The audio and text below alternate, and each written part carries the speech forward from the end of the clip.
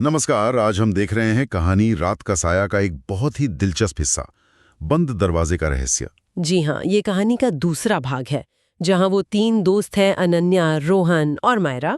हाँ, वो एक पुरानी कोठी में हैं और एक चीख सुनते हैं। उसके बाद उन्हें एक अजीब सा दरवाजा मिलता है। बिल्कुल।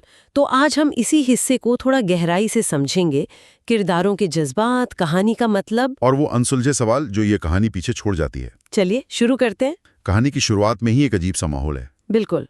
मतलब वो चीख और फिर अलमारी के पीछे वो दरवाजा। हाँ, और सबसे अजीब बात यह है कि दरवाजे पर ताला लगा है, लेकिन वो फिर भी थोड़ा खुला हुआ है। ये कैसे हो सकता है? यहीं से उत्सुकता बढ़ जाती है। जाहिर है डर तो लगता है उन्हें। पर वो हिम्मत दिखाते हैं, दरवाजा खोलकर अंदर जाते हैं। कमरा कैसा था? बिल्कुल पुराना, वीरान सा। हाँ, दीवारों पर वो हथियार टंगे हुए थे, कुछ अजीब सी तस्वीरें। और बीच में रखी थी वो मेज जिस पर एक डायरी मिलती है। मुझे लगता है यहीं से कहानी का असली मोड़ आता है ना? बिल्कुल। वो डायरी बहुत महत्वपूर्ण है, महज एक सुराग नहीं, वो जैसे कहानी का दिल है। अच्छा, किसकी डायरी है वो? राधिका नाम की एक महिला की, और एंट्री की तारीख है 15 अगस्त 1947। अरे वाह, आजादी का दिन। हाँ, लेकिन विडंबना देखिए, देश के लिए आजादी का दिन, पर राधिका के लिए वो कैद का पहला दिन था। कैद मतलब? उसके पति ने, जो एक जालिम जमींदार था, राजवीर सिंह, उसने राधिका के प्रेमी अर्जुन की हत्या कर दी थी। ओह। और उसके बाद राधिका को उसी कोठी में बंद कर दिया। तो ये डायरी एक तरह से उसके आत्मा की पुकार है जो सालों बाद सुनी गई। ये उस जमाने के अन्याय का एक खामोश गवाह है। ये तो बहुत दुखद है। और डायरी पढ़ने के बाद उन्हें समझ आता है कि कोठी में सच में कोई है, कोई अतृप्त आत्मा। हाँ, और तभी दीवार पर टंगी एक तस्वीर से आवाज आती है, राधिका की आत्मा। वो बात करती है। जी, वो बताती है कि राजवीर ने उसे मारकर वहीं दफना दिया था। और वो मदद मांगती है। कहती है कि उसके अवशेषों को निकालकर कहीं और ठीक से दफना दें ताकि उसे शांति मिले। ये बात कहानी को सिर्फ भूत प्रेत से आगे ले जाती है। सही कहा।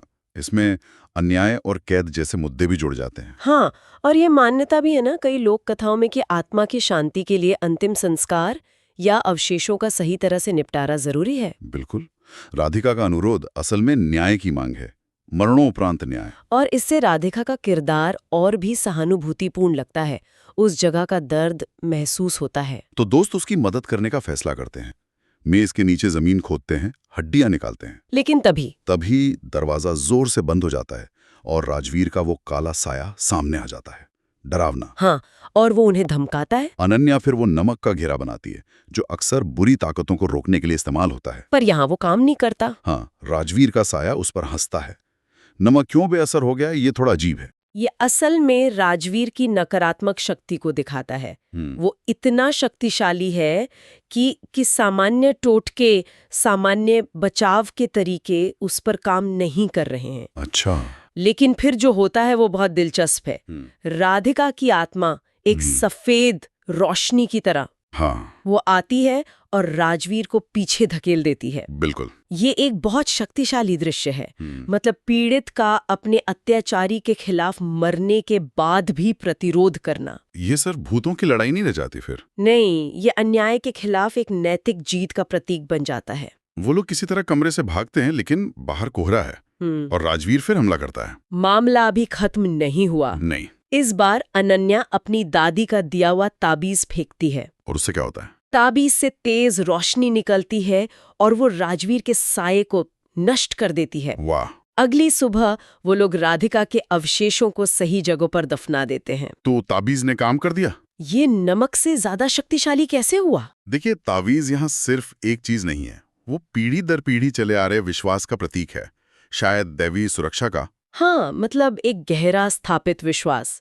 जो शायद नमक जैसे सामान्य उपाय से ज्यादा शक्तिशाली माना जाता है। बिल्कुल। ये दिखाता है कि कैसे पारंपरिक आस्था मुश्किल समय में सहारा बन सकती है। और कहानी यहाँ एक तरह का समाधान देती है।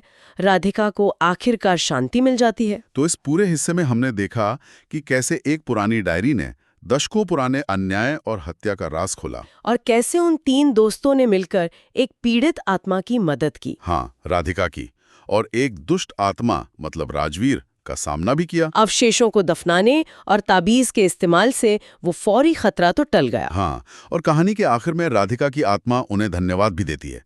कहती है कि राजवीर अब नहीं आएगा। लेकिन किरदार खुद ये सोचते रह जाते हैं, क्या कोठी का रहस्य सचमुच खत्म हो गया है? ये एक अच्छा सवाल है। क्या वो जगह अब पूरी तरह शांत है या अभी भी कुछ बाकी है? इस सोचने वाली बात है। क्या किसी जगह से जुड़ी दर्दनाक यादें और वो नकारात्मक ऊर्जा, क्या वो आत्माओं के जाने या न्याय मिलने के बाद भी बनी रहती हैं? या उस कोठी के अंधेरे कोनों में अब भी कोई और राज दबा हो सकता है, एक अनकहा राज?